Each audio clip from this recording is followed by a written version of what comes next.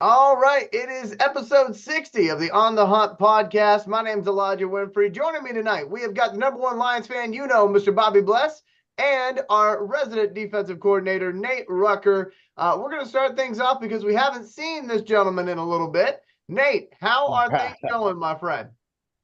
Man, hey, it is great to be a Lion. Uh-oh, that's on me. Hold on. There we go. It is great to be a Lions fan, man. Like I've been telling people every time they got mad at our coach, mad at our defensive coordinator, what I just say, relax, chill out. We gonna get where we need to be, and look where we at. I know I ain't been here, so big ups to our King of the North title. Big up to knocking the hell out the Vikings the last 2 weeks to make sure we stay where we need to stay. Hey, it's a great day to be a Lions fan. Bobby. What's up, big dog? You ain't lying, cause you just put some game in my ear, and I'm gonna call my dogs off on that particular player, but I want to go. Man, it's good to be a Lions fan, man. Like my boy Nate said, man. To be honest with you, I remember our last home game in the playoffs. Mm-hmm. Elijah might not. We know Elijah though, but I remember. But I wasn't even on this earth when that happened. yeah, but yeah, yeah. That it. What did he say? That itch. He was the itch then, huh? But Yeah. anyway, Mm-hmm. but make a long story short, man. This the I'm doing good. I have top of the world. We in the playoffs, but shoot, this is my first time being over the age, drinking age to enjoy this said home playoff game, though. That's for damn sure. How about you, E? What's up? Man, I am just getting everything all shared across all of our different platforms. That's the beauty of social media. And also the negative of social media is that there's so many places to have to post a link to. But I'm doing good. And you know what? It's a blessing because I'm excited to talk some Lions football with my brothers and everybody else who might be watching right now on YouTube. I can't see it at the moment, but I'll be checking to see what comments we have coming in. And again, I do want to say a huge thank you to everybody who has been watching the program and those folks who have been watching the program since the very beginning. Again, this is episode 60, believe it or not. 60 Ooh. episodes in, which is crazy to think about, but we greatly appreciate everybody who has tuned in. We also are up over 500 subscribers now. I remember when we had 60 subscribers. So now on episode 60, we have over 500. Again, that's huge kudos to you at home for supporting the show, and obviously my brothers for helping us get there because they put in so much work week in and week out to give you a quality program. So I want to thank them for that, including Reggie Funches, who isn't with us tonight, but I know The he's number man. great. Yeah. So we're going to try to do a really, really good show. And I got to say hello to P. Ruthless. Okay. Now, y'all don't know P. Ruthless, and that's okay. P. Ruthless is my general manager's son. He is a ginormous Ravens fan, and he goes by P. Ruthless because he wants to have a rap career. So I want to say hello to him tonight. He's saying, hey, Ravens are going to the Super Bowl. So, P. Ruthless, there's your shout out. And, please don't talk about my fantasy football record this year because it was atrocious. But Oh, anyway, mine was bad too, Elijah. My man, boy, I I'm so won glad I mine. ain't. Man, hey, I'm so glad because y'all have been talking. If I was the Lions GM this year, boy, y'all have been talking about me like a dog, man. so let's get into Lions and Vikings, this most recent edition of it. I'm going to ask that we hold off on the wide receiver big numbers discussion because I have something for that. And I don't want to sound like we're all repeating each other. Okay. But outside of that, outside of Jefferson, thoughts on the Vikings game? Let's go ahead and start with Nate. Man, it went the way that I thought it would go. Um, which was I knew Dan Campbell would play his starters. You know, a lot of people said sit them for what?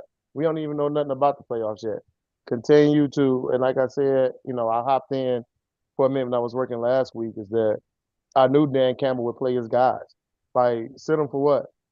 You got to think about it. During the preseason, the Lions are the first team, as they said, to go through their training camp when pads.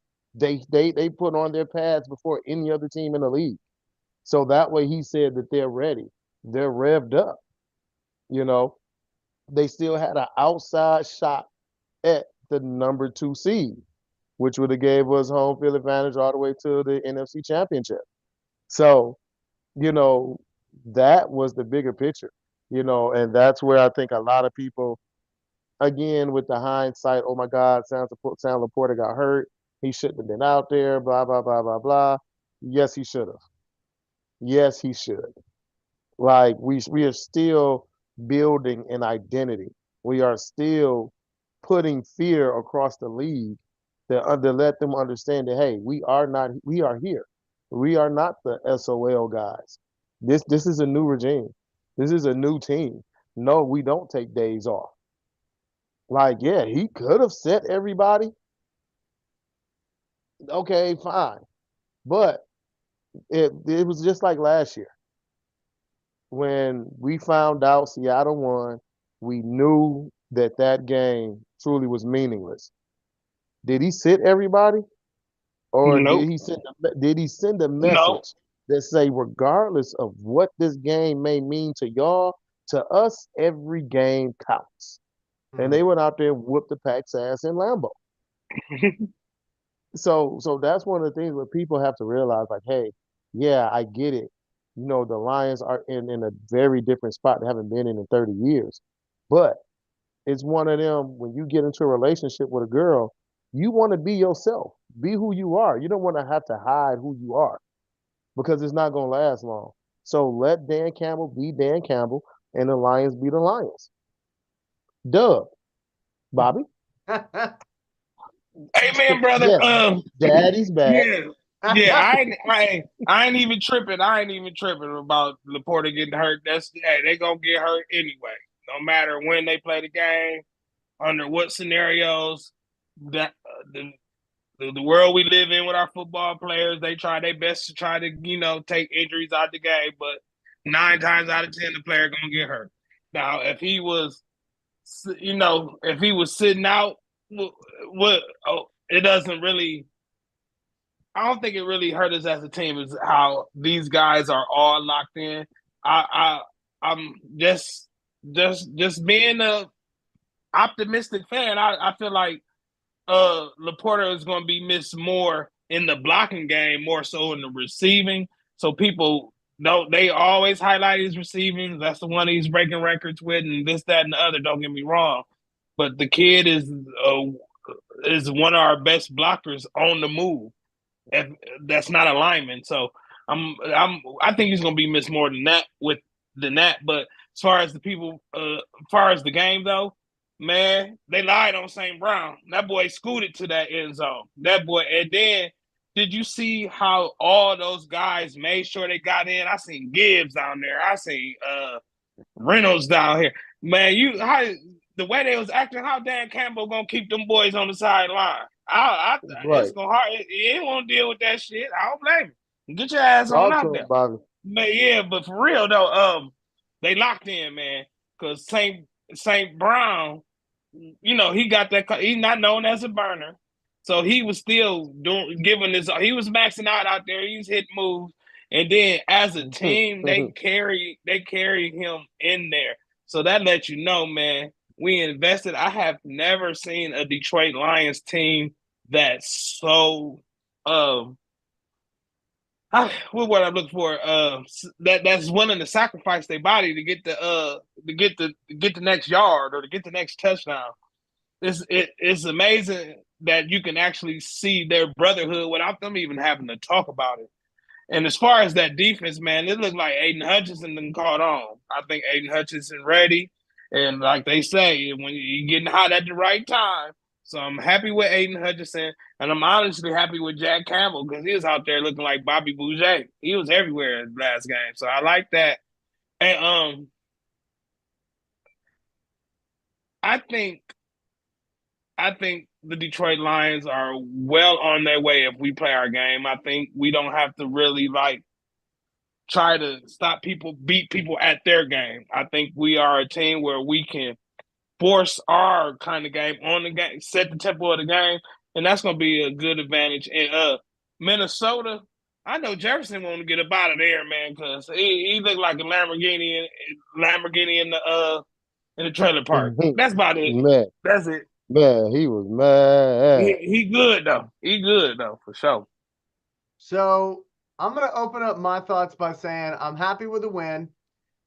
And for anybody who's talking about injuries and things like that, I hate to be the person to tell you this, and chances are deep down you know this. There's 17 weeks in the football season. Nobody is healthy right now. It's all about, can you will yourself to play the game that you have coming up next week? Because I guarantee you, if they were to pull all the players and actually show you a real injury report on all 32 teams, everybody's got something that is ailing you. Right. Okay. Everything. So for me, I, much like Nate, much like Bobby, if they're going to get hurt, they're going to get hurt.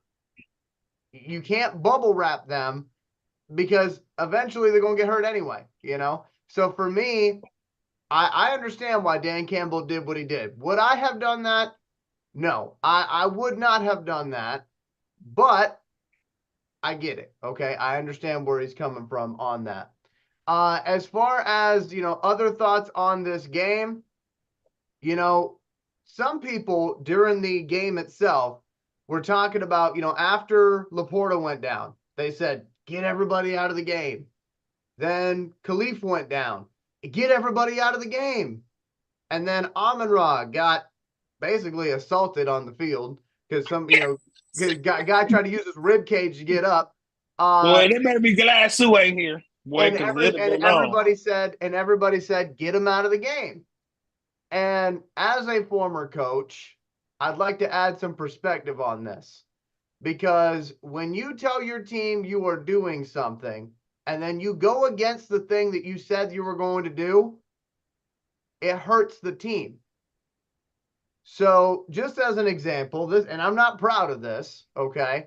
I made a mistake whenever I was coaching. I coached for 1 year as a head coach. I coached for a couple other years as an offensive coordinator at the semi-professional level. My mistake was I had a starting quarterback. I had a backup quarterback. My starting quarterback went down. At that point in the season, we were struggling. We were struggling to do anything offensively. And so I was looking for a spark. And in the middle of a game, I chose to go to somebody who could run the ball decently. I'd never really seen this person throw before, and I put them in there as quarterback because I was just looking for something. I'm like, give me something, right? Here's the problem with that. My backup quarterback felt disrespected. I'm putting all this work in for you, and then when you need the backup to come in and be the starter, you don't. You ain't put me in. Yeah. Right. I screwed up. That's on me. And if Dan Campbell would have pulled everybody out when Laporta got injured, I guarantee you it would have done more mental damage to this football team, more morale damage to this football team than just keep the wheels rolling and stick to the plan. So that's kind of my view on it. And again, I feel like I have a different type of perspective because I have coached before. And as I've said many times on this show, we can act all macho and talk about how football is, who wants it more, game of inches, all that type of stuff. But what it really comes down to is relationships. Because you got all those people in that locker room and everybody's got to be moving in the same direction. And again, if Campbell goes back on what he told them he was going to do, he'd have looked weak. He would have looked weak. Yeah. And it would have done a lot of damage to this team. And all of a sudden, players would have had questions about, wait a minute, I thought we were the team of grit. Now, had he told them at the beginning of the week, I'm sitting everybody, and he stuck with that decision, different story, okay? He could have done that. But what I'm saying is, once you make a decision as a coach, you have to stick with that decision, even if people don't like it. Even if people don't like it. So again, that's one of those things where I have sat in that position before. So I wanted to add a little perspective on that. But I am happy with the win. I'm happy with the placement of our playoff game. I'm not talking about Ford Field. That's location. I'm talking about placement on the schedule because we are the second to last game of the Super Wildcard weekend, which means that Laporta may have a chance to actually play in this game. We'll see. I mean, it's still an outside chance, but it's more of a chance than if we were playing Saturday. So I'll take it. But as far as the wide receiver thing is concerned, I want to start off the conversation with this because I know I've got an opinion and I know that Nate's got an opinion. And me and Nate pretty much think the same thing, I want to say, because we were talking pre-show. Well, really, Nate and Bobby were talking. I was just listening. But here's something that I want to throw out there to all the calculator boys, because I know we got some that tune in. Listen, I'm not coming for your head, okay? But I want to point something out to you. You can come up with a stat for anything. You can come up with a stat that is a positive stat. You can come up with a stat that's a negative stat, and you can come up with a stat that literally is a waste of paper, all right? And everybody this week in the national media is going to talk about how the Lions cannot cover number one wide receivers. Here's my angle on this before I toss it over to Nate. If you look at the stats, you see there's an issue. Back on Christmas Eve, Jefferson for the Vikings, 6 catches, 141 yards, and a touchdown. CeeDee Lamb went off for over 200 yards and a touchdown. And then we just saw Jefferson again, who went for 192 yards and a touchdown. And again, if you're just looking at the stats, then you're going to be freaking out. You're going to be stressed out. How in the world can we possibly defend a number one wide receiver? But I need to ask you a question, folks at home. Did giving up those yards make us lose the game? No. We went 2-1, and we had a chance to go 3-0 because the Lions defense, and this part isn't being talked about, and it should, over the last 3 weeks has 11 sacks and 7 interceptions. You can get all the yards you want, but you're not going to win the game against us with your number one wide receiver because when push comes to shove, the secondary and the defense will get to your quarterback or take the ball away. So that's kind of my view on it. Again, yeah, I see the yardage, but I see the yardage and I raise you sacks and turnovers because that's what the defense is doing right now. Yeah, those number one wide receivers, they're going to have their big plays. That's why they're number one wide receivers. But at the end of the day, if you can minimize the damage and pretty much shut down everybody else outside the number one wide receiver, you give yourself a chance. And don't forget, we got one of the best offenses in the league. So if you want to go score for score with us, bring it. So that's kind of my thoughts on that. I'm gonna turn it over to Nate now. Nate, I feel like the sacks and the interceptions are not getting talked about, but the yardage certainly is. Well, you got to think about it, especially the calculator boys. Everybody wants to come up with a stat that pops off the page. They want that ooh-ah, or they want to come up with a reason. You know, they see these big numbers these last couple of games. You're like, ooh-ah, look, they're not doing this. Like, oh, we got to fix this up if we go into the playoff. First of all, it's like I say, it's one of them where you got the Golden State Warriors. We're going to switch to basketball, right? Now, you know Steph Curry is going to do what he do automatically. But if my team can get 130 points and Steph Curry gets 70, I don't care. You know why? Yeah, he hit 30-footers and shit. You can't block them 30, 40. That's right. That's fine because that means that nobody else is being involved. If it's a difference if you say Justin Jefferson, or let's use CeeDee Lamb. CeeDee Lamb, 200 yards. Okay, good. 90. But that was one play though. One play got him. One play, right? One play was almost 100 yards. So y'all can take that. Y'all gonna take it and run with it. Justin Jefferson ended up with 140-something yards, but he got targeted 15, 16 times. Okay, that's fine. But now you look at how many yards did KJ Osborne have? How many yards did your tight ends have? How many yards did your running backs have? How many yards did Jordan Addison have? It's fine. If you think you can beat us by just using one guy, I want you to try because we're going to beat you with all our skill players. So you can go ahead and you can keep forcing it to this guy. And that's by all means, go ahead. Yes, he's going to make catches. Yes, we're going to run a shell so that he has a guy over the top and a guy in front. Keep in mind, our safeties are long and lengthy, but our corners, they're undersized. You're talking about between 5'10", 5'11". 5'11" is our tallest corner. Justin Jefferson, 6'2", 6'3", in cleats, whatever. So he's already got an advantage when you're talking about just in jump balls. So you want to minimize that with him getting behind you. So guess what? You can check it in front. That's fine. You getting all these yards, but it ain't like you got 200 yards and 5 touchdowns. Mm-hmm. Then that means you are controlling the game by yourself.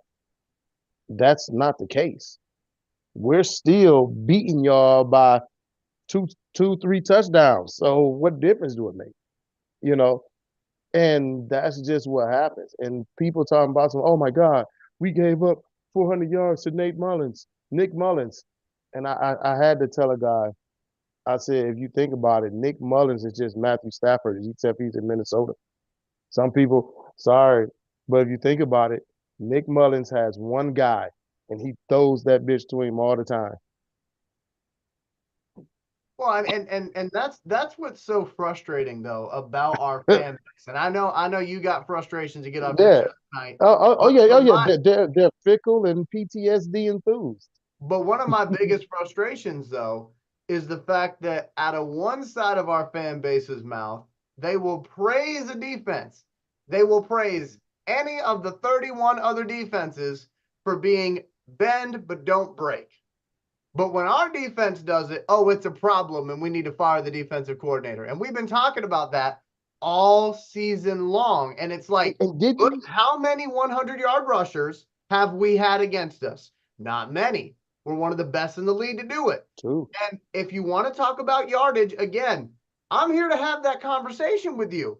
But show me the losses. Show me where it's causing us to lose games. If you can't do that, shut up. And how about this? Everybody's complaining about Aaron Glenn, but he was voted the #1 defensive coordinator when they do their whole anonymous voting throughout the league. And Ben Johnson wasn't even on the list. No, Ben Johnson was not on the list. Our defensive coordinator that our fans love to hate is voted #1. Yeah, that was among the Players Association. Mm-hmm. #1. That and keep in mind, the players are the ones that go against you. The players are the ones that see what you're doing on the field, see the type of schemes you're employing, see how you're interacting with your guys. And then your special teams coach is #4. Mm-hmm. So out of our coaching tree, I think we're doing damn good for everybody that's up here and want to freaking complain every time you turn around. Don't like you can't have it both ways. Mm-hmm. You can't pull the hindsight bullshit. I hate that. Right. Hey, roll with it or stay over there. I agree. It's simple. We had Matt Patricia, who, by the way, is coaching the Eagles defense. Man, which has lost how many games in a row? They lost how many games in a row? They ain't won a game winning, man. It's been rough. It's been rough. 4 games. They was 10-1, and they ain't even get to 12. 4 straight games with Matt Patricia. They was 10-1, and they ain't even get to 12. Bobby, and real quick, I want to get your thought because me and Nate were obviously talking a lot. I want to get your thought on the wide receiver thing so you don't feel left out. Okay, it's a couple things. okay, you know, we called out the calculator boys. That is actually true because you can use the calculator and look at the stats, or you can watch the game. You know how they say the eye and the sky don't lie. Yeah. So like just random throwing it out there real quick. Okay, let's say wow, that middle linebacker has lead the league in tackles. Sounds good to the calculator boy. But if you watch the game like me and Nate, he leads the lead in tackle because he can't cover the drum. He can't cover a drum. He got a damn bullseye on his back. He's making tackles because he's the one that's consistently getting burnt. So I'm not there trying to let the calculator boys think that just because a guy got a lot of tackles mean he a bum. I'm just saying there's certain situations where if you're looking at the game, that would be the tiebreaker. But that's it though for that part. And as far as the wide receiver thing, I was kind of with the crowd for a minute. That's why Nate in our pre-show meeting he got me together. So I'm gonna just say I stood. It's 20 man. minutes later, brother, I still agree. I'm on your side with that. So Hey, I ain't really got too much to articulate on that. And another thing too. And just real quick, because y'all did your thing with the wide receiver thing, but I just wanted to talk about Aaron Glenn. The reason why he's voted by his peers because there's been a lot of Lions defensive letdowns or breakdowns or however you want to call it. But I've watched every press conference this season from Aaron Glenn because I tend to do that all for some reason. I can't help it. But he has not once cooked one of those bum ass dudes back there. So nope. He ain't gonna embarrass you, even though you're messing up. Right. And I just hear him all the time when he talks about a guy. It was like we ain't putting another guy behind. It might be a lie, but I love the way you lie though, kind of thing. But like. But he'll say, we didn't take such and such out the game and put the guy behind him in because we thought the guy was messing up. We just thought it was a time to give the guy behind him a chance. So he ain't cooking these dudes. He lying for him. And people respect that, you know. You know, even us as a podcast, we make sure we don't call for people jobs, that kind of stuff. That's just not a no. We try to keep it classy. And Eric Glenn, just a classy dude. And I fully believe if he would have all his chess pieces, this defense would be a lot different. I think CJ Gardner Johnson going down. I think the kid from Pittsburgh, Sutton from the 49ers. Yeah. Sutton from the 49ers. What was the guy from Pittsburgh now? I can't remember. He got hurt so damn quick. Mosley. No, Mosley was 49ers. Mosley was for the 49ers. Sutton was for Pittsburgh. But make a long story short, and people, for some reason, I don't know how, as a fan base, we just forget, man. They bet on James Houston to be that guy that's helping Aiden Hutchinson. Mm-hmm. True. I think the lack of that sheer beast, because he was getting a sack every time he stepped out on the field. I think he was Gardner Johnson, missing pieces to the defense. Every level, they're missing a key piece that they betted on to do good. And he done made Thanksgiving dinner out of scraps. So people need to understand that this man is going to have a bad defense because he don't got the pieces, you know. But I try to, because, you know, as a Lions fan, we go through Facebook, we see people with the just wild assumptions of this, and that about Aaron Glenn and stuff. And I try to say, man, he really is a good coach. He just ain't got the pieces, and he got the class. I can totally understand why any owner would want him representing. Because when you treat people good, word do get around, big dog. That's pretty much what I got to say. Okay. And obviously Dan Campbell, Dan Campbell's kind of come under fire recently. Again, I feel like I have a unique perspective on this, but I definitely want to get the fellas involved. I work in media. That's what I do. Okay. I know how the media works. And I think a lot of people in recent years are starting to figure it out for themselves how the media works. Okay. So I'm not trying to act like you don't already know what I'm about to say, but I'm going to say it anyway, just to make sure we're all on the same page. So with the media, being content is not an option. Because being content means you're not listening to the radio. You're not buying that newspaper. You're not sharing that post on Facebook. Yeah, you're not wanting more. You're not If wanting more. exactly, you're not Yeah. wanting more. Yeah. So, what I find to be absolutely hilarious is that I'm watching Detroit media take this fan base for a spin around the block. Because every time the Lions do something, now they got to move the goalpost. It wasn't quite enough to beat Kansas City week 1 after they told you for 3 months that's all you had to do. If you beat Kansas City, we will respect you. You beat Kansas City. Oh, it's a fluke because they didn't have a couple people playing. Then it was, well, now you got to beat the Packers. You obliterated the Packers the first time you played them, but that wasn't good enough either. Still got to prove it, right? You lose to the Packers on Thanksgiving, and they're trying to tell you that we might miss the playoffs. You know, we lose to Chicago, and they're trying to tell you that everything's wrong, or that Aaron Glenn's a liability, and that secondary is a liability. I'm sorry, but I'm here to tell you, did you watch the same game I watched?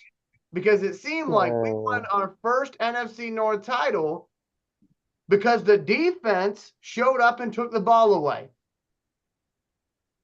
So to me, I want to caution people again, for as long as our season continues, and I hope it continues all the way to the Super Bowl, before you hit that keyboard, Shit. give it Not the 10 intervention. seconds, okay? Give it 10 seconds. All right? Give it 10 seconds. Think about what is the motivation of the person giving you the information. What is their motive? Is it to entertain you? Is it to infuriate you? Or do they actually have something worth listening to? Because some of them do. Some of them do. And their names are Bobby and Nate. So I'm going to turn it over to Oh, shit. Nate. Lord have mercy. I want to toss it over to you, man. Dan Campbell, he's getting a lot of hate all of a sudden. I mean, I was seeing posts about fire Dan Campbell after Man, McCoy got hurt. Ooh, Nate, I'm glad do we deserve the embarrassment of riches that we have right now? Listen, anybody that say fire Dan Campbell need to go work on the corner somewhere because maybe they have a better value there. Damn. I mean, when you think about it, we fired Jim Caldwell because you said 9-7 wasn't good enough. Mm-hmm. Then you get a guy who never Let's even get you sniffed. 12. Who Get never you even 12. not even but right, we didn't even sniff 9 with the guy after him. Right. Then you get a guy in 3 years, he's done something that you've never done in 30, that you haven't done in 30 years. 30 years. And it took him 3. You gave the other numbnuts, you gave them 5. And this is what we do to the guys that are putting our franchise and putting our city back in the light. Like, who wants to fire? Who in their right mind fires a coach when his team hasn't lost back-to-back games in 2 years? Right. Irritating. Like, Irritating, man. think about it. And then this year, they want to be on Aaron Glenn's back, but the Lions gave up 30 points 3 times all year. 3. Our offensive line scored 39 times. 9. Mm-hmm. And think about it. We still have a very young team. You lost John Kaminsky for a while. You lost Aiden McNeil. Aleem McNeil for a while. You lost Levi Ozarike for a while. You lost Chip Mosley all year. You've been without Charlie Gardner-Johnson. You was out David Montgomery. Then you was without JMO. Then you was without St. Brown for a couple of games. And regardless of that, we still continue to march forward. Mm-hmm. So at some point, you have to stop listening to these dudes. Listen, just because they wear a Detroit hat, don't mean they Detroit bred. And I'm just gonna keep it a day. Hey, look, you can be Metro Detroit, but you ain't the D for real. I'm listen. Look. Hey, I'm a kid, Monroe, Louisiana, but I am Detroit bred. Everybody know it.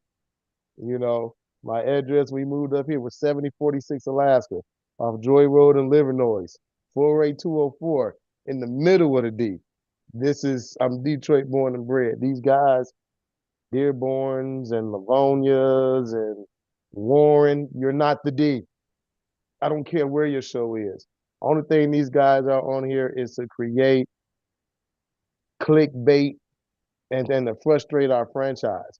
And this is one thing. A lot of these guys, y'all remember, Eli's going to love this one. Who was Spider-Man's biggest adversary? Of course, you had Green Goblin. No. No, Well, not no matter. His editor. His editor, right? Jonah Jackson. Jameson. Well, yeah. it didn't matter Jameson. what Spider-Man did, who he saved. Jonah Jackson still called him Jonah Jameson, my bad. I knew I was going to get it, double J. But Jonah Jameson called him a menace, no matter who he saved, no matter what he did. I don't care what he did. He's still a menace. He's still a menace. And this is what you end up with when you have the Detroit media guys. You know, these guys weren't clickbait. It's not to keep the team together. They weren't. Those guys deal with the fans that are always irate. Where us, we bring it down a minute. We get you to think rationally. These guys want to feed your anger. They want to feed your animosity so that you consistently listen to them. But instead of putting you in the right direction, helping you see things differently, helping you understand, it's fire Dan Gamble. Dan Gamble? But wait a minute. You like it when he gets it, though. Right. For a minute, y'all said Jim Caldwell had no emotion. Now you're talking about a guy who coaches with pure emotion. But guys love Jim Schwartz, who didn't win shit. Right. He was fiery. He was this. The team was behind him. What do you got? Man, now? they was doing dumb shit. He was high-fiving them. And here's the thing. But this is what we deal with. Yeah, but now you have the perfect marriage. Like if you could combine two people, all right, not to sound like a science fair project, but if you could combine two people, Jim Caldwell and Jim Schwartz, it's Dan Campbell. Ironically, yes, very, and it's crazy because the only difference is, I think. Nah. Well, Bobby, when you think about it, it truly is because Jim Schwartz was fiery. He was all emotion, right? Mm-hmm. Jim Caldwell was calm. He was strategic. The team morale was high. When he was behind his players loved him. They played for him. He didn't bash his guys in the media. He never did that. What we deal with behind closed doors. Mm-hmm. So, what you do have is two coaches in one. When you look at the way Dan Campbell goes about, he's emotional, but the team loves him. That he fights for his team. His team fights for him. He's always got their back. When you look at the way that they go about winning, it's the same thing with Jim Caldwell. Hey, listen, we want to control the ball. We don't want to turn it over, but you gonna respect us. We gonna make you respect us. The only difference was one says respect and one says ass cheeks and kneecaps. But and both of those is better than fear me, which is what Matt Patricia did. Matt Patricia yeah, said, you need to fear me. And they said, why? I'm not afraid of you. You're going to run me over on your scooter? Anyway. right. Look at that Philly defense right now. Like Darius Slay seen the writing on the wall soon as they brought him in, and I He knew hurt. this. That boy said, I'm hurt. Right. He playing. Hey, he faking an injury. D Slay knew Yeah. what it was. He faking that injury. He said, "Man, I'm not fucking with that.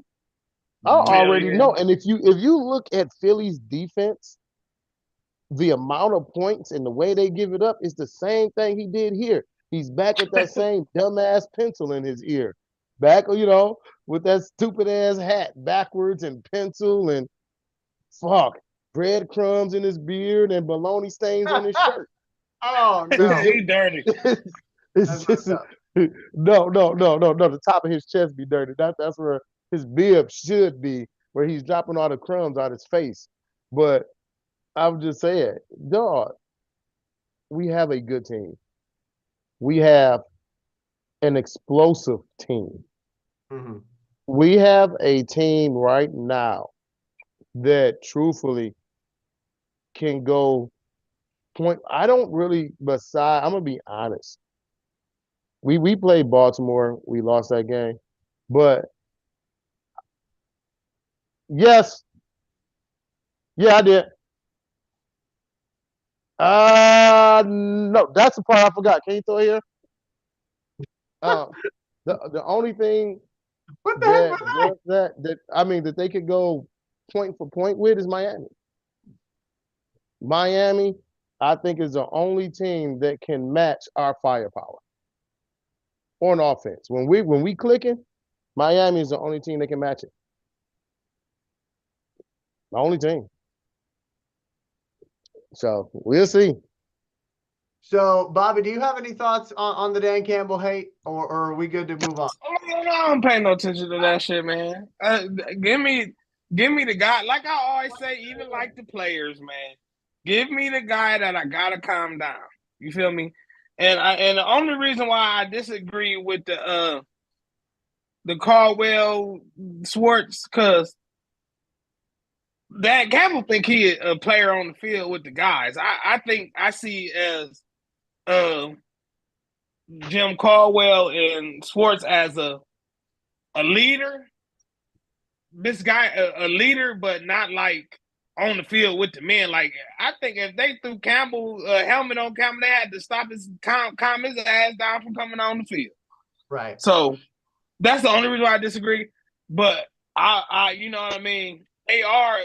I do like as y'all said what y'all was saying. I did understand the similarities.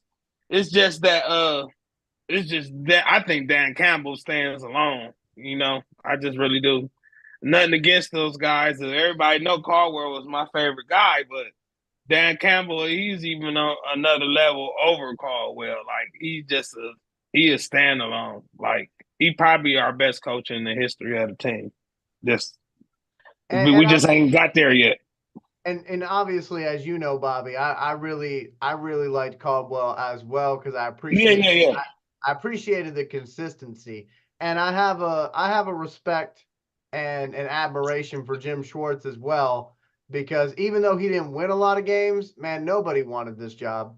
Nobody wanted this job when we were 0-16. So like for me, I know it didn't work out, and I know we're on to bigger and better things, but I will always have respect for that man because he knew coming into this, my head coaching record is going to be dog poop because the first 2 years, done. Like we're not going to do anything till we get to the third. I still remember he's gonna beat So up Jim Harbaugh. That's why I liked it. He was gonna jump on Harbaugh. yeah, but like I said, I have an appreciation for Schwartz though because like I said, when nobody else wanted this job, he was like, no, bring it. Like I'll take this on, and I do hope he gets another job because I hear he might be up for something with what he's doing with Nah, that defense. But he, we'll he see. he's just one of those guys that's just better as being a defensive minded guy. Yeah, Well, because he Cleveland wants Like another defense is shot. nice. He I wants mean, another right? Cleveland shot though defense is because he nice. said that. He reminds me of Wade Phillips, who wasn't good as a head coach. He was a damn good defensive coordinator. Yeah. You know, Yeah. Same thing. Like you look at him like, dude, why didn't it work? He's just better coaching defense. Well, Like when it he comes to did him say, being in charge, it just doesn't mesh together. So the same thing with Marty Morningwood. Marty Morningwood was a horrible coach, but he was a No, he very was. good coordinator. yeah. He was a very good coordinator. Same But thing. So but just to put this out there, he did himself say, "I want another opportunity." So I'll be curious to see what happens with that. But obviously, we got bigger things to talk about. For example, comedian Shay B has said hello to us tonight. Hey, I want to say hello, comedian Shay B. We also got 6 other people tuning in right now. Leave those comments. That way we can give you shout outs on the show. We are, in fact, live right now. So we'd love to interact my with you bad. I don't and even got talk it. I about some don't even got things my that comments on. but we'd love to be able to interact with you about all sorts of things tonight regarding the big playoff game that is coming our way. So I want to talk about that because I know that a lot of people are tuning in for that conversation. So Rams Lions. This game right here is why a lot of people think the NFL is scripted. And I'm not one of those people who thinks the NFL is scripted, but I they certainly got us. I certainly see why people feel that way. But this is a game that, to be honest, I'm looking forward to. I'm not really afraid of the Rams because I think we are the better team, but I'm going to frame this like I did a few weeks ago.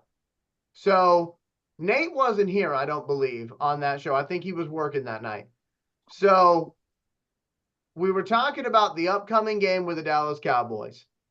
And what Mhm. I asked Reggie and Bobby was, I said, guys, we've played them before recently.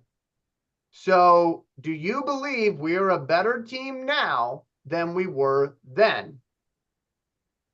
Reggie and Bobby both agreed. We are a better team. We are more put together. And I said, well, fellas, even when we weren't put together, we hung with them till the fourth quarter when we self-destructed. Wasn't Anthony So Lynn still our coordinator then too? I That's believe before so. we even. Oh shit! Yes. But my point was, you played them recently, recently enough where it actually matters. I'm not talking like 5 years ago. And do you feel we're a better team now? The Lions and the Rams played in 2021. Rams were a Super Bowl roster from training camp. Okay. They were that good. We hung with them till the fourth quarter. We lost that game 28-19. I'm going to ask the same question that I asked about the Cowboys game. I want to start with Bobby. Bobby, 2021 Lions, 2023 Lions. Are we a better team now than we were then when we scared the Rams in their place? Definitely. I don't even. I kind of feel offended even answering that damn question. Yeah, hell yeah, all the way around. Uh, we actually have an established identity. We actually have a superior offensive line. Uh, and like I was just saying, we don't even got Anthony Glenn no more, so we even got a better coordinator. We got what, a couple 1,000-yard running backs. The defense still leaves a lot to be desired, but to make a long answer short, yes, hell yes. Okay. So I want to ask Nate the same question. I feel like I already know what Nate's going to say, but the reason why I'm asking this is not because I'm trying to be, controversial or whatever, but I'm seeing a lot of people on Facebook who seem to be afraid of this Rams team. So what I'm saying is, if we are better than the team that almost beat them at their place 2 years ago, then what are you afraid of? Is my point. So, Nate, are we a better team now than we were in 2021? And of course.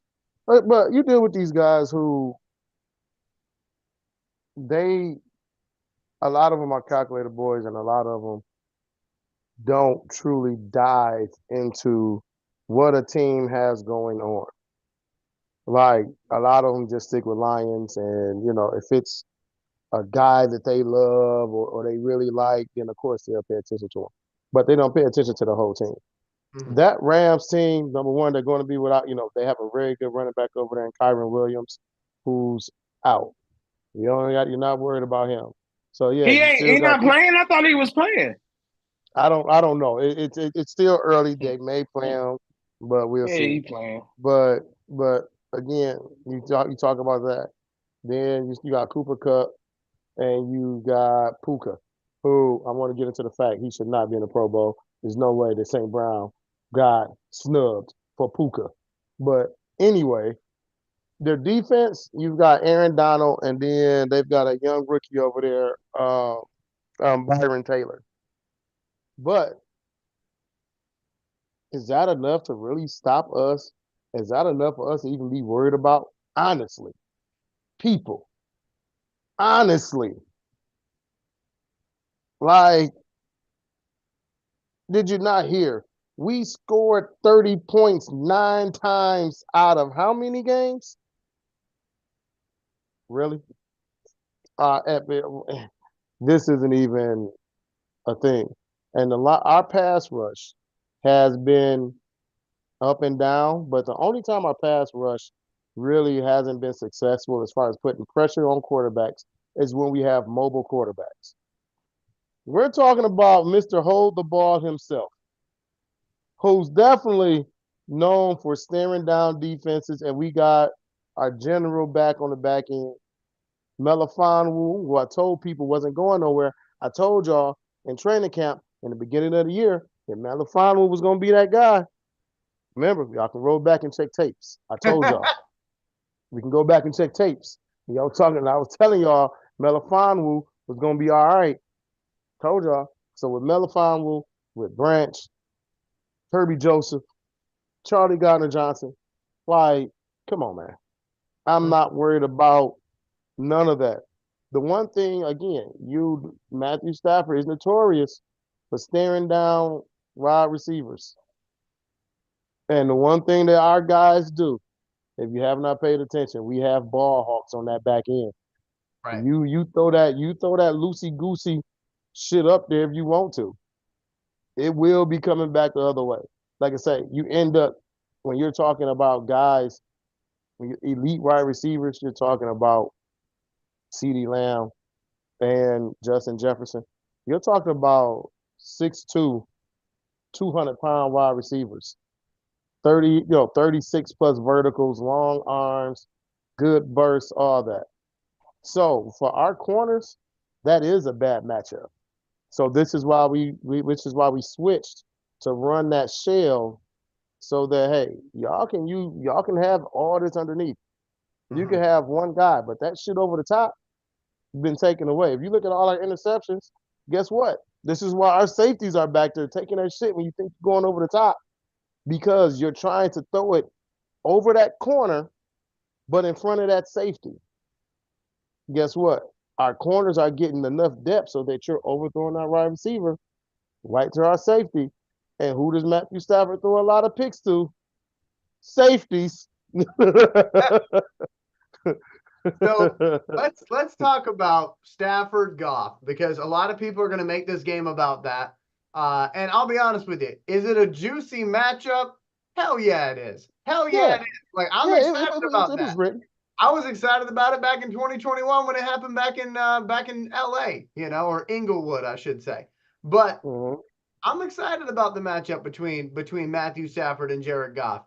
And the thing that I want to go back to, because I've stayed consistent with this the entire season, I have said on this program many times, Jared Goff, if I was the general manager, Jared Goff gets a contract extension. If we win the division, we win a playoff game. And he gets a lifetime contract if we win the Super Bowl. Don't even have a discussion about who's behind him because he's the dude, okay? That's what I've been asking for. That's my requirements, okay? He's already checked off one box. He's Well, he checked off two. He checked because remember you said the first one was winning consistently. right. Which yes, he has done that. But I'm saying the bigger boxes, okay. Mm-hmm. Win the division, win a playoff game, you win the Super Bowl, not even a discussion. You are Lion for life. But he's got a chance this weekend to check off another box, win a playoff game. And J-Mo should be back. And J-Mo should be back. I know a lot of people are going to be talking about, because I've already seen like Skip Bayless and them talking about it, because again, you really got to think about the motivation of the people talking, right? What are they told to do, right? Everybody's wearing an earpiece. What are they told to do in that earpiece? But anyway, they're all talking about you got to save Jared Goff from himself, right? You can't let Jared Goff make all these mistakes. I don't think that's an issue. Because the one thing that Jared Goff has done consistently, at least from what I've been able to tell, it ain't about him. It's about the team. It's always about the team. He doesn't care about, I'm playing my former team. And I shouldn't say he doesn't care about it, but what I'm saying is he's not telling the guys, you need to win this one for me.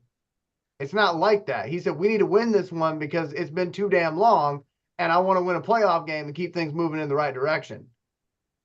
So, that to me is something that I would say very important to think about in this game, because everybody else is going to tell you, oh, Jared Goff's going around the locker room and he's trying to get everybody to win one for the Gipper. And it's like, no, he doesn't give a crap about that. What he cares about is just win. Just win. And as far as Stafford is concerned, you can bet your ass Stafford wants to beat Detroit. He's not going to be out there saying, wife?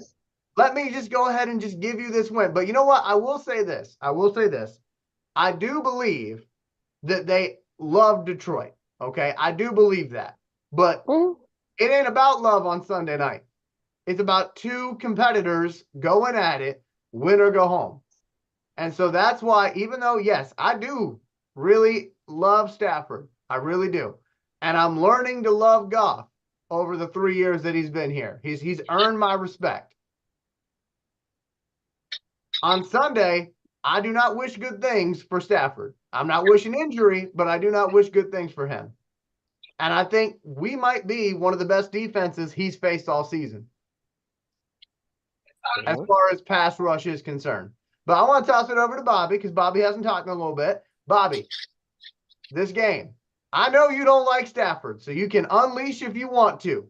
Hey, man, my wife, she hit my Stafford jersey, so I couldn't burn the damn thing. For real. But anyway, yeah, she hit that motherfucker. She know what I be on. But yeah, man, I ain't even want to talk about the other guy. But I just want to just give Jared Goff some love, to be honest, man. Everything you said about him deserving a contract, that's true, because he crossing off all the boxes. He breaking all the records of people, and we winning. A lot of times, I just remember we lose games, but such and such didn't have a bad game. Who gives a damn if he did or didn't like? But I feel like Jared Goff is the quarterback we needed, man. And people say, like, he don't say no hot takes, but he don't sit there and just say and say Mr. Do right thing or all that stuff. He be like, no, we trying to win. We think we gonna win. Our whole goal to win the Super Bowl, all that stuff. He ain't scared to say it. He ain't Mr. Politically correct. And just like you know how you say Goff, he ain't going around the locker room win one for the Gipper. You know why? He ain't got to, because his guys already locked in. They already understand the assignment. Don't need to be said. We got you. They probably telling him, we got you. He can't even say it, right? So I just like that, the fact that Jared Goff was thrown away, as the Lions fans were also. I mean, the Lions team were also,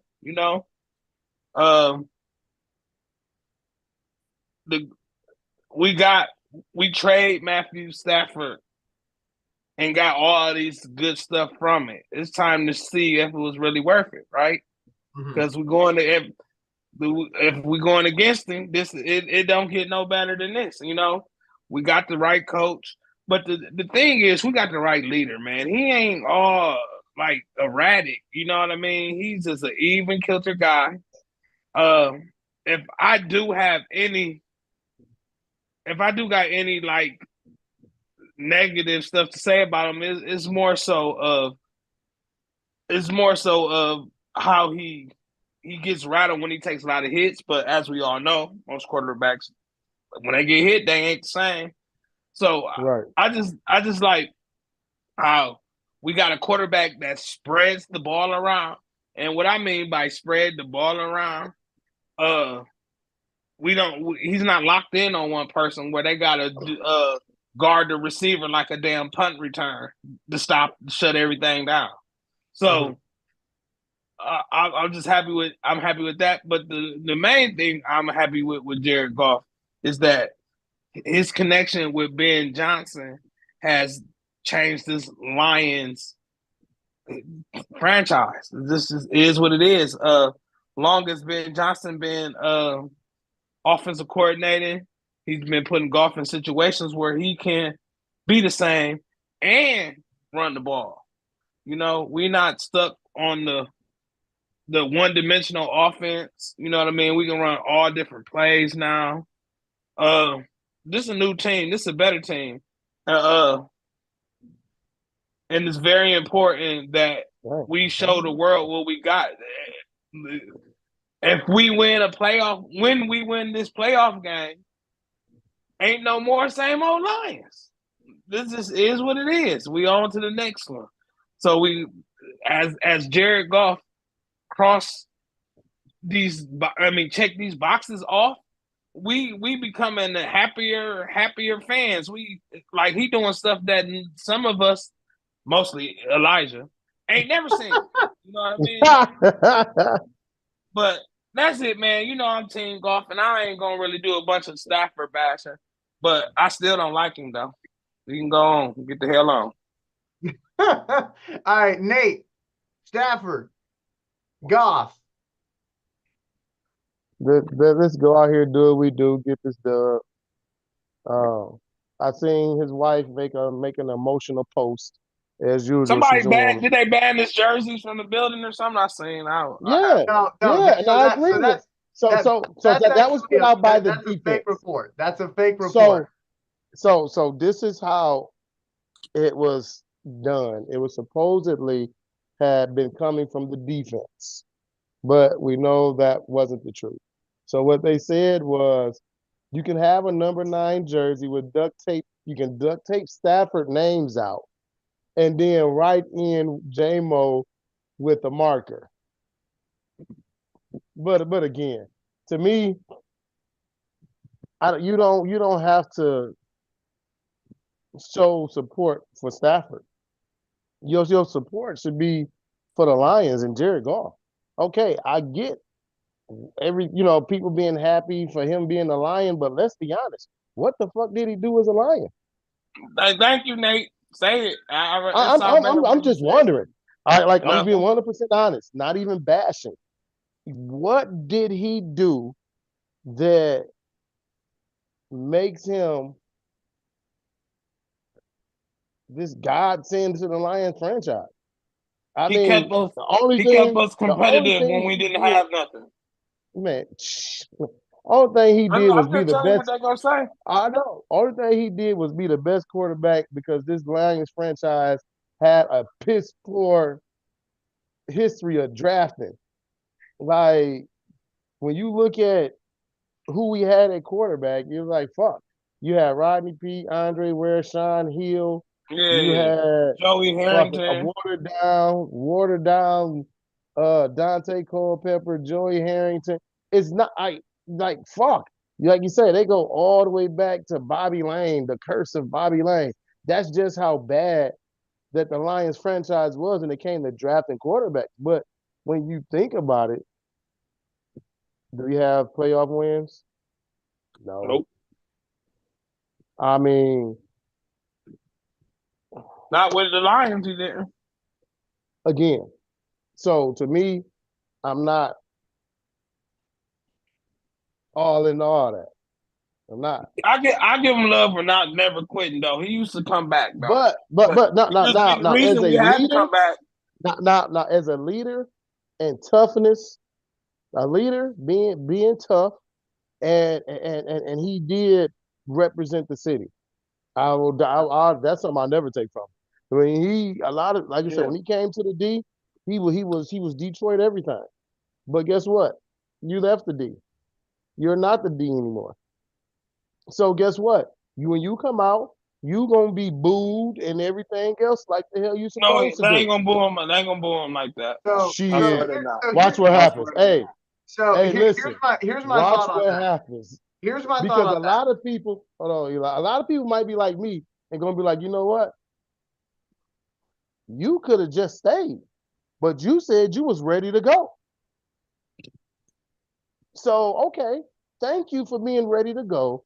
And all these draft picks turned into Jared Goff, turned into Kirby Joseph, turned into all the rest of the guys, Sam Laporta, and all this other stuff. Thank you very much for being ready to go. Brian Branch, thank you very much. But you jumped ship. You wasn't Leonardo DiCaprio. You didn't go sing. You didn't go sinking down with the with the Titanic. You jumped ship. You jumped on the first lifeboat you can get. So there you go. Go ahead, Eli.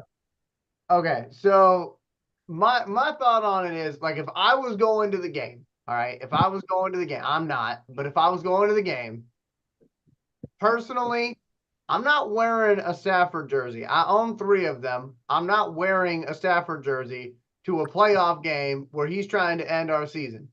That just that literally to me is That's like a slap to my franchise of what we Treason. trying to that do. Treason. doesn't make any sense. Off And I with told that y'all, and treason. I told y'all, I love the guy, all right? But I'm not doing that. And I want to be very clear about this. He's not wanting you to, people. Like, you're not doing something that he's begging you to do. Stafford's already said, listen, I was under the impression they would hate me after I left Detroit. Is he moved by, people wearing the jersey? Sure, but he's not out there campaigning for it. That's not what he's doing. But if I was going to the game, okay, if I was going to the game, I would not wear a Stafford jersey. Whenever he comes out, would I cheer for him? Yeah, I'd give him a good old golf clap. That's what I would do. I'd give him a golf clap because you know what? He was that dude for the Lions for a long period of time. But as soon as the whistle blows and the kick goes, I'm going to be as loud as hell whenever his offense is on the field to try to disrupt him. Because that's my job Get upstairs. that's my job as a fan. So, one other thing I wanted to say about Stafford coming to Detroit.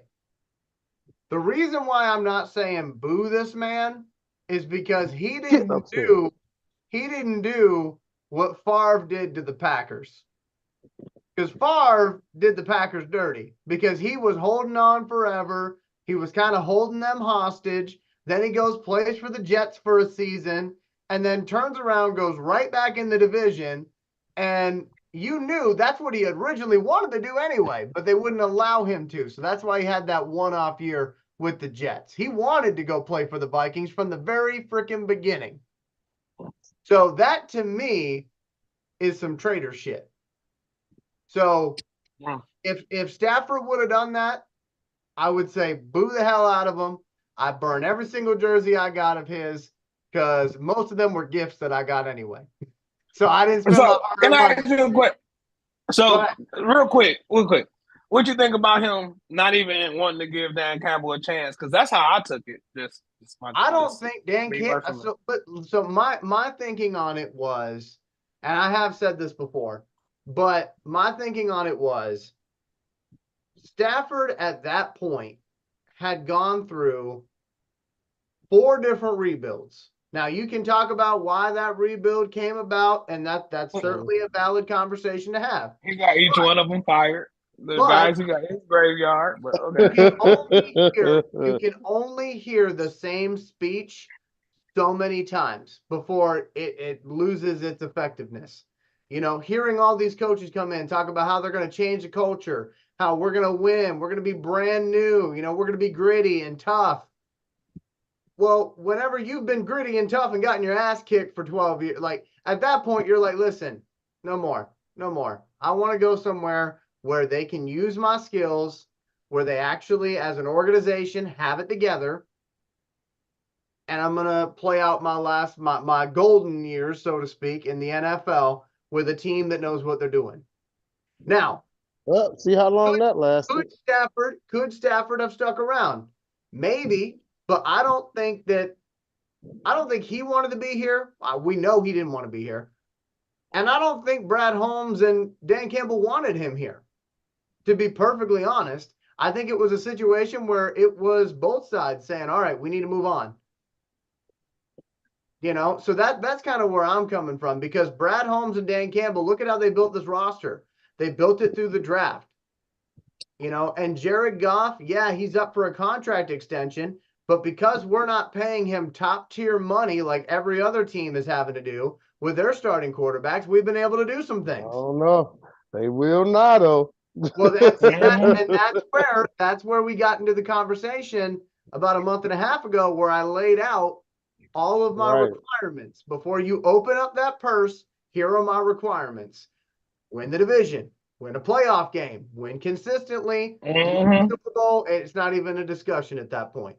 But I also said to everybody on this show and anybody that would listen, if we're not doing that, you might have to make a decision. Do you pay Jared Goff, or do you pay the people around him? Because we've already done that whole thing of pay the quarterback, and we'll find people to replace all these integral pieces. We saw how that worked out with Stafford. They paid Stafford, Sue left. So it's like, you have some decisions to make on that. But right now, hey, Jared Goff is delivering. Hopefully we'll get this win on Sunday night. I think we will. But again, for Stafford, to answer Bobby's question, I don't think he wanted to be here, and I don't think Brad Holmes and Dan Campbell wanted him here. I think they both sides, and that's where I give them a lot of credit for that, actually, for both sides being honest with each other about it, because they could have tried to make it work, and I don't think it would have worked. So as you said, Bobby, Jared Goff is the quarterback we need. He's what we need in that locker room. Stafford, nothing against him.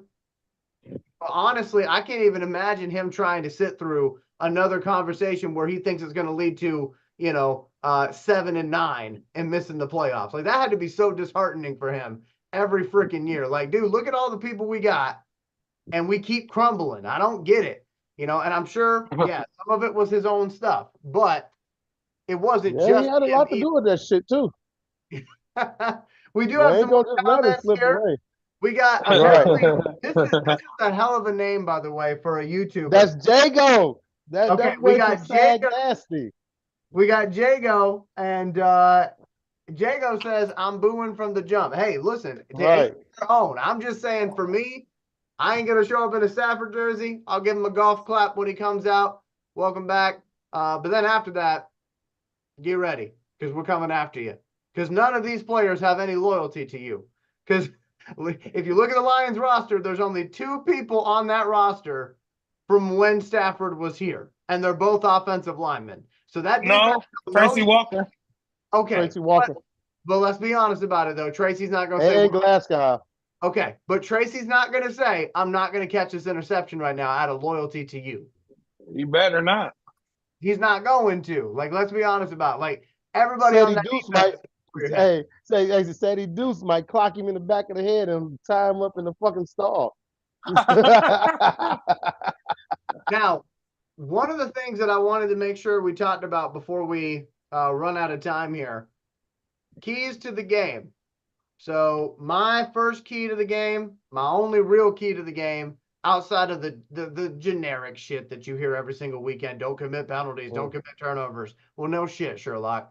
To me, what I want to see David Montgomery, Jahmyr Gibbs, David Montgomery, Jahmyr Gibbs. Like, we need to pound the shit out of them, because I know that a lot of people say, "Oh yeah, no, God, But anyway, a lot of people are going to want us to go in there and Jared Goff show off the arm strength and just air raid offense all day long. Luna, get upstairs. I don't think we should do that. I think running the ball is what got us here. That's our identity. Running the ball, play action off of the run. I do not want to see what we did against Denver, where we opened up the game with 6 straight passes. It ended up working out. But that's Denver. That's Denver. So to me, I want to see that running game. I want to see a couple of touchdowns from our running backs. Like, that's where I think we should lean against this Rams team. Just run straight at them and get that win that way. But Nate disagrees. So, Nate, why? Because you still got Big 99 in the middle. You think he's better than our offensive line? Hell yeah. Hell yeah. Aaron Donald still is. Listen, Aaron Donald still is what Aaron Donald is. Aaron Donald and Greg Gaines are their front. And running directly at them is not a good thing. This ain't a pissing contest or to see who's bigger, to see who's nuts bigger.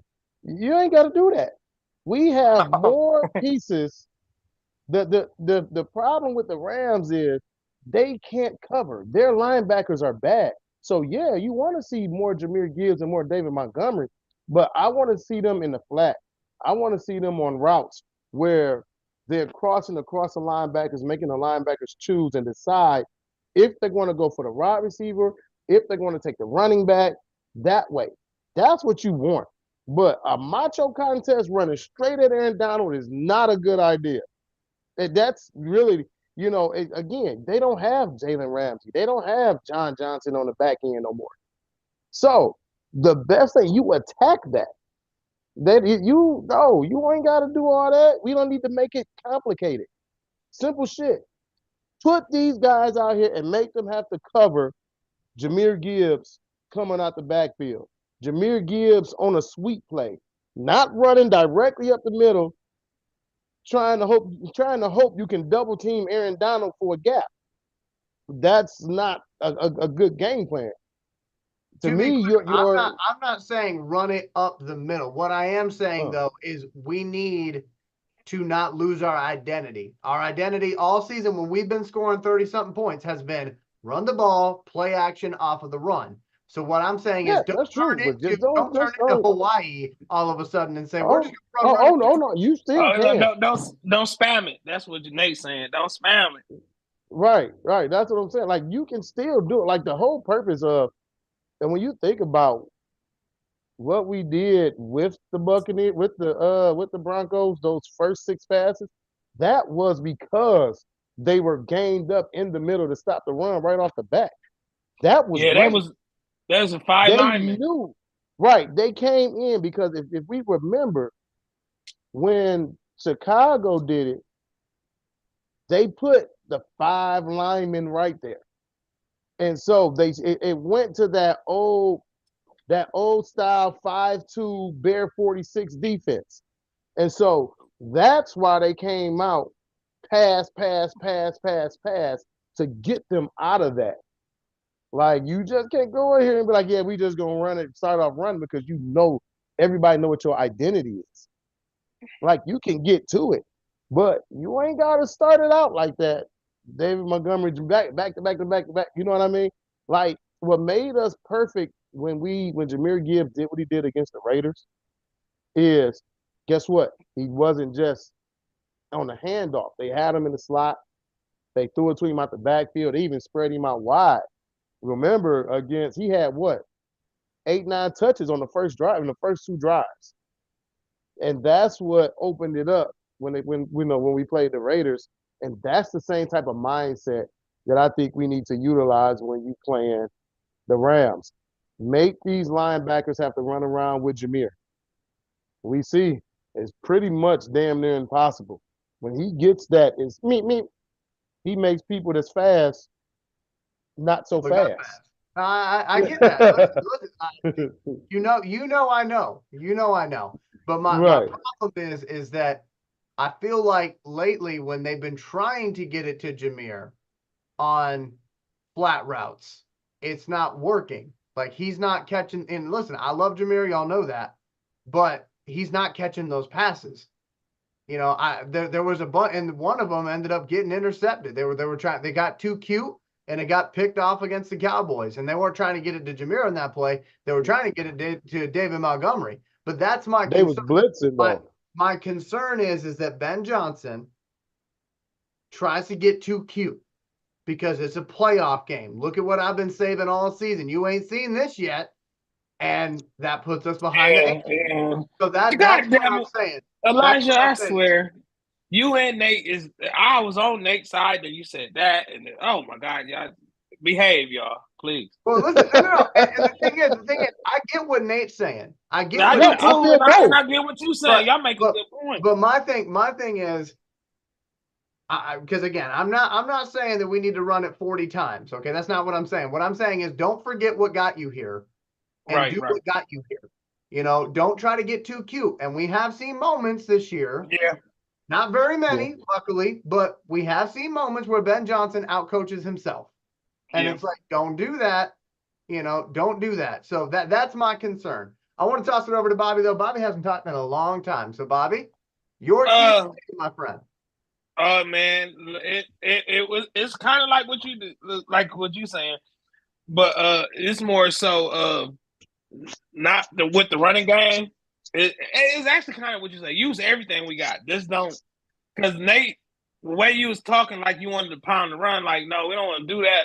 I wanted to just move the chain. So even if that's run, if that's pass, that's it. Right? Just that's keep what the chains moving. Keep them on the field. Earn time and possessions. But the thing that scares me, even with Stafford, is them third and longs. Because, like Nate mentioned earlier, it's gonna be times in this game he gonna just throw the motherfucker just to throw it. You know what I mean? So them third and longs give him an opportunity to do that. So I like Stafford thinking. Not saying he no dumbass, but I like him thinking. I like him in 3rd and 5, 3rd and 10, 3rd and 5 area where he got to do, where he can overdo it, because with him, if the down already dictates what to do, that put him more at advantage, especially on 3rd and longs where he know he got to drop back and just swing it. That's what he like. But Stafford on them 4th and 1s, 3rd and 2s, 3rd and 5s, where he got the option. When he has to process the field, that's when he gets in trouble. Yeah. And you know what I mean? Because in those times, he has to set his protection right. He has to do a lot of different stuff that's just not throwing the ball. He can't. You know what I mean? He know third and long, he just gonna get the shotgun and then just chuck it. You feel me? But when he in them in between downs where he can overthrow a person or he can miss a coverage, and I mean miss a blitz, because if like Nate said, you said that in your live the other day, yesterday in the group, he's acceptable to being deceived. So you want to mix it up. You want to disguise the blitzer. You want because you could after we not getting home with 4. The best thing with Stafford is if you get home with 4 and able to put that extra, keep those guys that's usually blitzing in coverage. That's what really make them hold the ball. And like you said, the more you study long, you study wrong. So we want to put him in a situation where he has to think, and even down to running that ball and moving the chains, he's on that sideline thinking. Because the less opportunities he has, the more risky he throws. That just is what it is. So if we being a Lions fan, and we got to see Stafford, we got to see a lot of Stafford weaknesses, and one of his weaknesses is not throwing that damn ball. So as far as throwing it far, so if we give him, we got to make him think. We got to have stuff that we got to put something. We got to put a few things out there on defense that we ain't ran all year. So I'm interested to see how they're gonna put that all together. So that's about it. I think Nate froze up on us. I'm not sure, but Nate's been in Oh the same yeah. position now for about 30 seconds. So Oh, hopefully he too Nate damn makes it serious. with us. Yeah, he too damn serious. So real quick, Bobby, and until we can figure out what's going on with Nate, I want to talk I'm about. right here. Okay, so Nate, you're there, but you've been in the same position now for about 45 seconds. Oh, look, there you go. I didn't know what it was doing. You were giving us you were like me mugging us for like 45 seconds there. I said But that boy anyway. I said he too serious. He too serious. So Nate, you did not get a chance to do a key to the game because you disagreed with me and you popped in with that. But do you have a key to the game real quick? Just like you say, just consistent, just be us. Like we don't need to, like you say, be sweet. Just continually to do what you do, spread the ball around, and that's it. Like I say, I mean, we seen, Aaron Donald, Panay Sewell, his rookie season. We seen how that game turned out. I forgot about that. They gonna bump heads again, ain't they? Yeah, they gonna bump heads. Yeah, I forgot about that. And Panay is who Panay is. He gonna look for that matchup. We Yeah, know that. Yeah. We know that. Hey, like you see, that's why I be posting his pregame because he telling me in a minute. Like, yeah, he hey, be hyped. what you gonna do? What you gonna do? I know I'm a ball the fuck out. What you gonna do? Like he challenges his other linemen to bring you don't see an offensive lineman being the rah-rah guy, being the guy to get people going. Like you see the Brian Dawkins, Ray Lewis, Benny Blades, guys like that. You don't see a mean streak offensive lineman up here getting his guys ready for the trenches. Like Panay is that guy. Like he's really that guy. But yeah, man, just do what we do. Like I say, and people have seen this year and toward the end of last year, prime time. When do Lions hunt the best? Lions hunt real good at night. Yep. Hey, if you ever looked at Animal Planet, them lions, they hunt in packs. They hunt real well at night. You get to see in that eye shine. Prime time is a different animal. And we have been monstrous. We have really, really put guys in the dirt this year in prime time. Broncos, Raiders, Packers, Mahomes and the crew. Everybody's took an L when it comes to this primetime thing. So we just want to keep it going, man. We want to keep it that way and get this first because it's going to be rocking. Yeah, I'm excited about that because it's going to. Even when you're watching from home, you can hear how loud you have to turn your TV down. It's that loud. Yeah, no. And so I have my surround sound going. And like my wall be shaking. I feel that. So like it was so funny. Even the guys on Fox 2, Jimmy Johnson, not Jimmy Johnson. Yeah, it is Jimmy Johnson. He was like, I can't wait to see Ford Field on Sunday night. He was like, man, that atmosphere is gonna be crazy. Yeah, it is. So did y'all see how many false starts the Minnesota Vikings had because it was so loud? And the first couple, I thought, well, it's just because the Vikings are dysfunctional. But then after that, I'm like, well, maybe not. Maybe it really is. It's loud. So real quick, I want to get into some of the other playoff games that are going on this weekend. Not that, a lot of people really care about this on this show, but I'm looking for Buffalo to be Buffalo against Pittsburgh. What I mean by that is, and obviously I cover Buffalo a lot because of where I live and my radio show and all that. I also cover the Lions, though, because everybody here is hearing about the Lions this year. But I've been saying since April, Buffalo, Detroit, Super Bowl. That's what I've been saying. Buffalo, I feel like what they've been missing is a true number one running back because for too long it was Josh Allen, put the cape on, fly around the field, good luck. And right. James Cook has took that. That's good. He has. But in recent weeks, since his big breakout game against Dallas and his pretty good game against the Chargers, he's been slowly disappearing. They're trying to get him the ball, but even when they get him the ball, nothing's really happening with it. He's game plan for now. Right, exactly. And he is a young running back, which means he's got to adjust. Nate knows what I'm talking about. Bobby knows what I'm talking about with that. You get figured out, now what you going to do, you know? Right. So he's got to take that next step, and he's got to take that next step quickly. Because Pittsburgh, if James Cook, write this down, somebody, James Cook, if he does not get 50 yards rushing and a touchdown, now I don't care how he gets that touchdown, but he's got to give them 50 yards rushing and a touchdown. If he does not do that, Buffalo is going to lose to the Steelers. I don't think so. That's my first upset. Man, Mason Rudolph is whack, man. That's my only thing, man. He's right. Mason Rudolph is terrible. Najee Harris is not. No, if you remember when the Buffalo Bills last year hosted the Bengals, Buffalo, cold weather. It's supposed to be their game. What happened?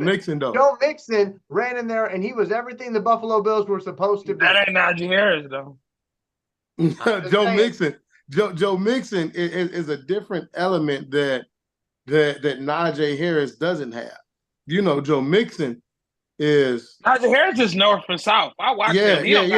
Joe Mixon hey, this is what actually started our Real True Detroit Fans, our Facebook page, is me and Bobby running back battle and who we should draft. And he wanted Kareem Hunt, and I wanted Joe Mixon. And Bob Quinn wanted Zach Zenner. So yeah. But my second upset this weekend, and like I said, I'm rooting for Buffalo in that game against the Steelers, but I need James Cook to be James Cook because I know he can do it. So 50 yards and a touchdown, if that don't happen and it's all on Josh Allen to win the game, I get concerned. But my other upset pick, and this one is my actual upset. I'm hoping that I'm wrong on the Buffalo game and Buffalo takes care of their business. But actual upset pick, I got Green Bay smoking the Cowboys. That's what I got. Because Green Bay right now, man, they are not to be trifled with.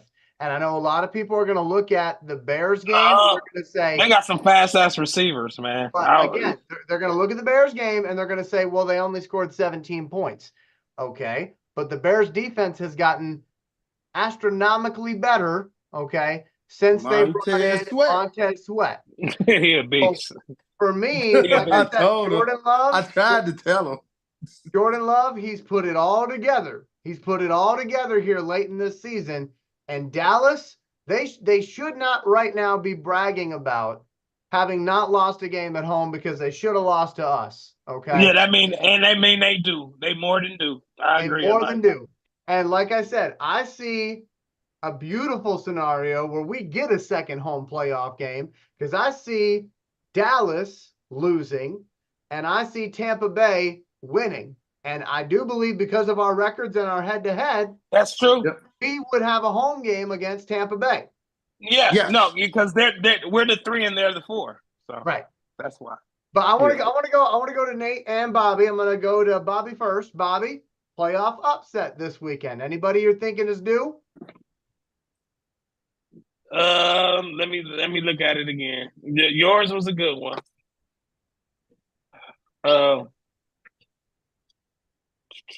Oh yeah, easily.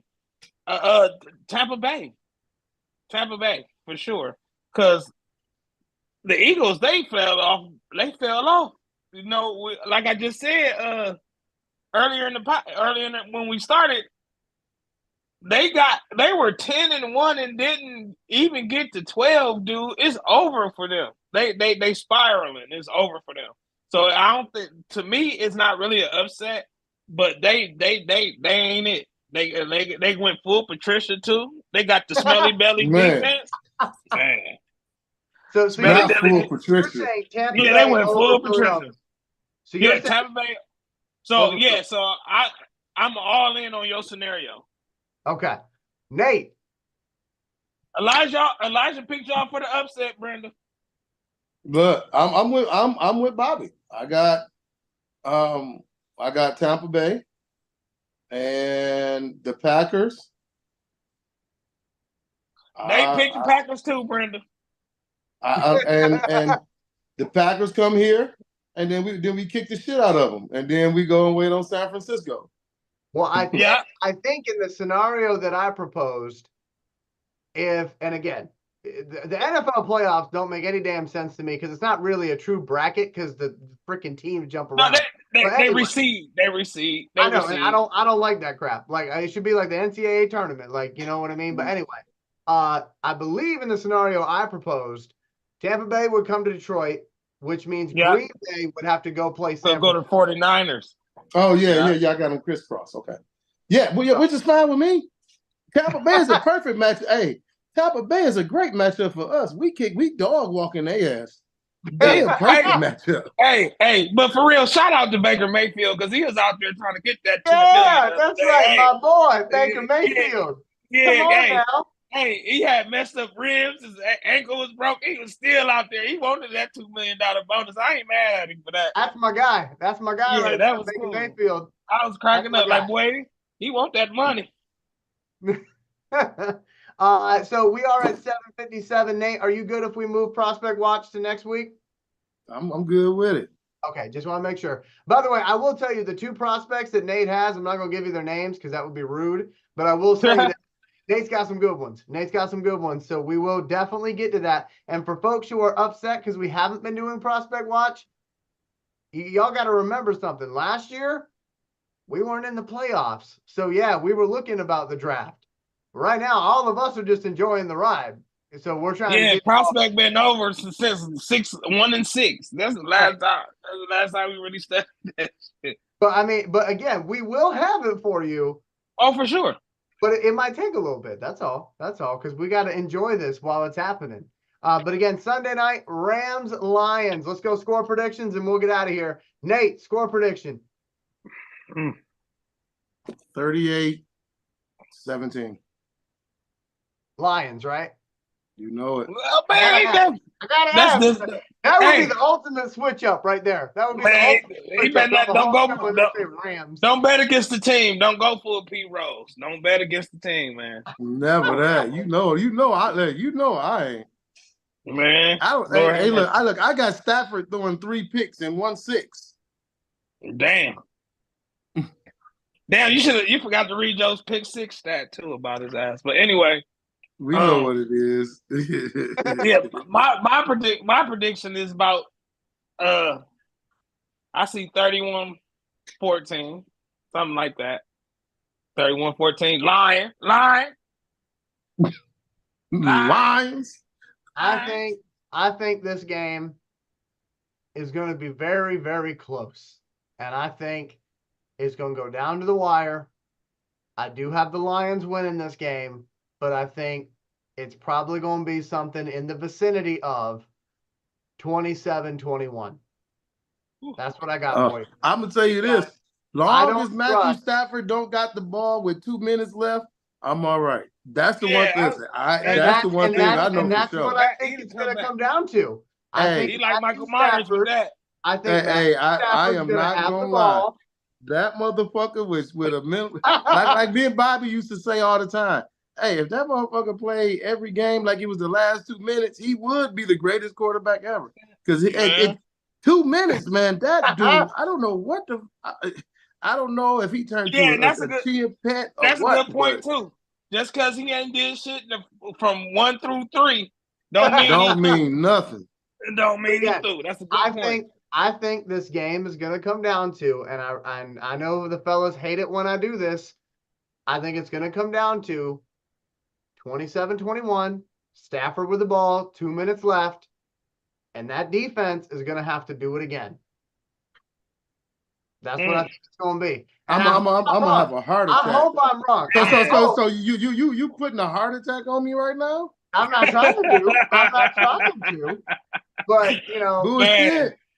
But like I said, I just I want to believe this game will be in hand by the third quarter. By the end of the third quarter, I want to believe we're going to be up by enough that we can actually breathe a little bit. Okay, Jago has 27-17.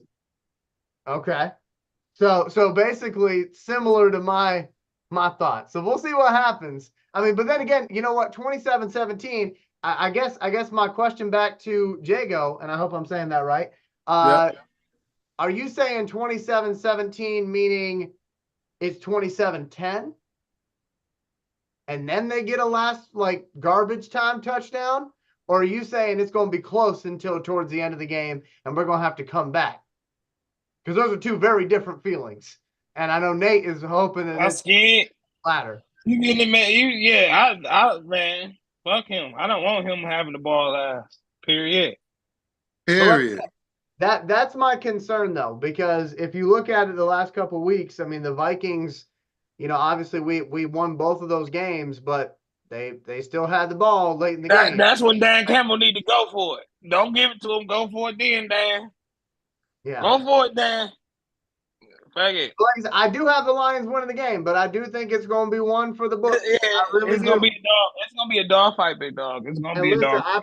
I pray for the referees because if they fuck this up, I don't think they're walking out of Detroit, and that's not a threat. That's almost a guarantee. Like Yeah. at I this like point. that. So we'll see what happens. Again, I'm not about the violence. Okay, I'm not about the violence, but I pray for them because first time in 30 years, you ain't walking out of that building without something getting thrown at you. It's gonna be like the bottle game in Cleveland, and Oh hopefully, yeah. No, they won't. No, they won't. Remember that commercial with Mayhem, and he was the referee that made the bad call, and he was He was like, yeah, he was about it.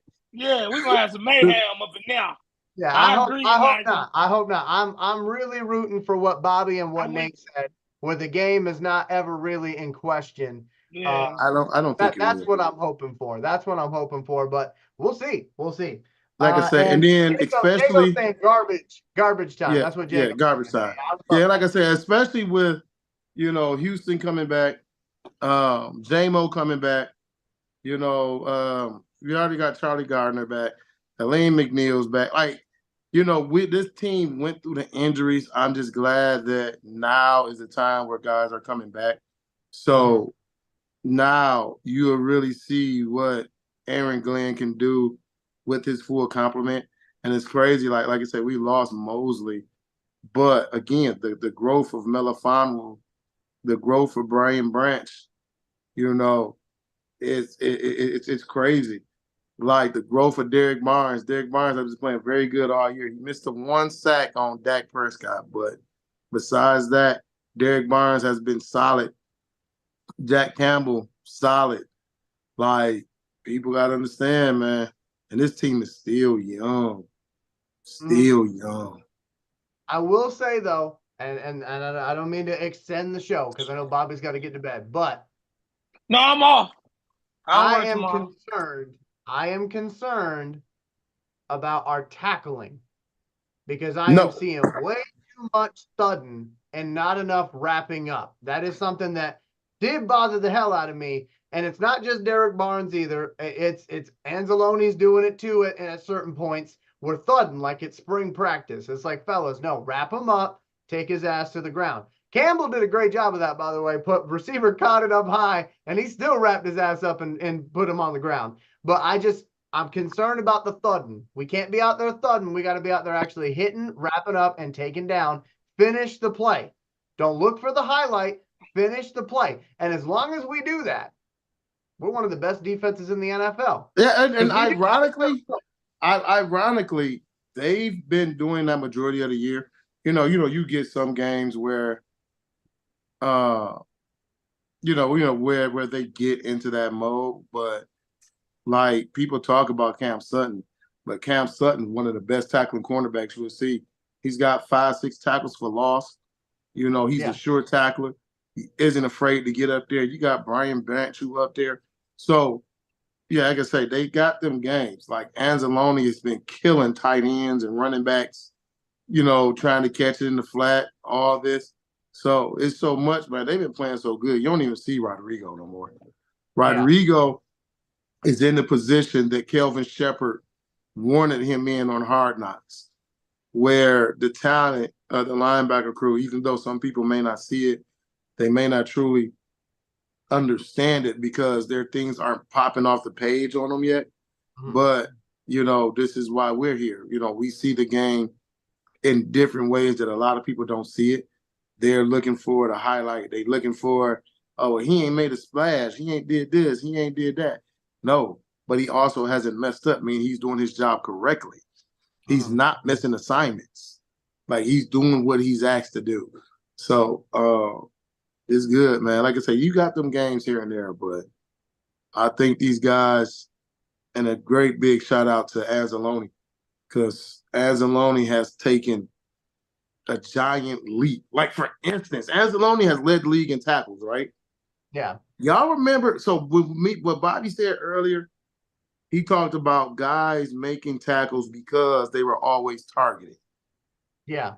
And the one guy who was instrumental with that thing was Gerard Davis. Whitehead. Oh, yeah, before him. Remember, he would hit 140, 150 tackles every year. But that's because he was chasing every play. Like, they was targeting him so much. Like, I think Tariq Whitehead one year had 1 tackle for loss.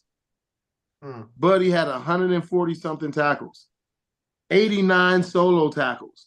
Like, dude, and people was mad when the Lions let him go because they didn't understand. That's our only linebacker. No, you're not paying attention. You being a calculator boy. You looking at how many tackles he got. You're not looking at why he's getting them. You're not looking at where he's making these tackles at. Never lost in 2. 10, 15 years. Yeah, 10, 15 yards past the first down marker. That's not never good lost play. in 2. Never lost in 2. They asked him why you got all but this if I chose pass Nevin breakup, Lawson, they didn't have no neck. He didn't have a neck. Because if Nevin Lawson he could be in perfect coverage and still don't turn his head and just commit a pass interference. Like, dude, look. I remember one time he got hit in the back of the head with the ball. Like, dog, just turn around, please. Listen, it's hard out there when you got the turning radius of Michael Keaton playing Batman. It's difficult. Man. I'm just saying. Oswald Quabblepot. Let's get to closing remarks here. We're going to start off with Nate. Closing remarks, my friend. Closing remarks, man. Congratulations to a very good season. Whether we win our first game or not, we had a very, very good season. I don't want no one to lose sight of that. Again, football, win, losses. That's why I saw any given Sunday. So whether we win or lose, I don't want people to start trying to dog the team or dog the coach. Don't worry about if he go for it on 4th down too much. We just want this team to go out, continue to play like they play, give them the respect on what they have accomplished so far in the regular season. Whatever happens after that happens. But right now, just continue to enjoy us winning that division title. It being the first banner raised in Ford Field of the modern era. Something that this team, just completely deserves. 30. So, yeah, exactly 29 years to the day. So, we was raising wild card banners, man. We was clowning. Man, wild cards ain't shit. Like, our first true banner. We are the kings of the North. And regardless if we win the playoff game or not, we still are kings. So we just take it to that and just continue to build on it and get ready for the draft. And don't never go against Brad Holmes during the draft. Bobby. What that man say is gold. if Brad Holmes drafts you, it's gold. Bobby Bless, closing remarks, my friend. Real quick, my closing remarks is this. I'm about to disappear for a minute. This is your quarterback. Jared Goff. Not Matthew Stafford. Jared Goff. You support him. What Stafford did in the past don't mean shit no more. This is your quarterback. And your number 9 is Jameson Williams. So don't even try that. I know all y'all little. And he gonna be back Sunday. So let's get it. Look taking at the that. top off of that defense. He got on bluffs. He got on bluffs. He not playing. This is our quarterback. Go Lions, though. But anyway, yeah, man, we good. Love y'all. You know it. You know who I'm rooting with. I'm with the home team. All right. Well, hey, for me, I just want to obviously again give a shout out to our brother who is not here tonight. Reggie. Oh, numbers, I know he man. wanted to be here. I know he wanted to be here. So I know that he's going to be watching this game with extra excitement, I'm sure. And obviously, I do want to say a thank you since it is our 60th show. I want to say a thank you to you at home for watching. And I want to thank, obviously, my brothers for doing this with me. Again, 60 episodes, that's crazy. Hey, so guess with all what? that being said, go ahead, Nate. So, do you know how many subscribers we had at our 22nd episode? I think it was like 60. It wasn't very many. No. So, on our channel, on our 22nd episode, we had a total of 224 subscribers. Damn, that's not bad. We doubling it. Yeah, we're doing things. We're going places. And we're so happy to have you at home along for the ride. We certainly appreciate it. With all that being said, I'm going to end this show the same way I do every single week in honor of my grandfather. So with that, I do want to tell you, hey, if you come across a situation this week where your ability can make it a little bit better for yourself or somebody you know, you have the responsibility to do so. Remember, my friends, every day is an opportunity to make your life a little bit better and the lives of those you love. Go Lions! And for the #1 Lions fan, you know, Bobby Bless. For Nate Rucker, for Reggie Funches, I'm Elijah Winfrey. This is the On